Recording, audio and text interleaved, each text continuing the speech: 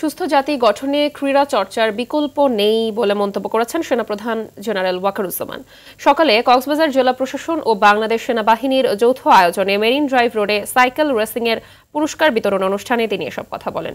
আর প্রতি বছর এই মেরিন ড্রাইভ সাইক্লিং রেসিং প্রতিযোগিতা চলমান থাকারও আশা প্রকাশ করেন তিনি। রেসিংয়ে পেশাদার 200 জন কলাতলি প্যারাসেলিং পয়েন্ট থেকে টেকনাফ 0 পয়েন্ট পর্যন্ত এবং অপেশাদার 200 জন কলাতলি থেকে ইনানি বেওয়াচ পর্যন্ত অংশ নেন। এ সময় উপস্থিত ছিলেন কক্সবাজারের 10 পদাতিক ডিভিশনের জিওসি ও area commander major general Mohammad Asadullah Minhajul Alam, জেলা প্রশাসক মোহাম্মদ সালাউদ্দিন সহ অন্যান্য কর্মকর্তারা।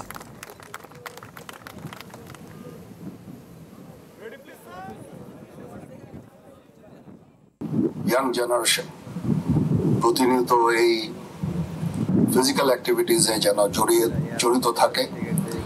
এটা দেশ এবং জাতি গঠনে, সুস্থ একটা জাতি গঠনে একটা গুরুত্বপূর্ণ ভূমিকা পালন করবে। আমরা বিভিন্ন জেলা শহরগুলোতেও এই ধরনের প্রতিযোগিতার আমরা আয়োজন করব।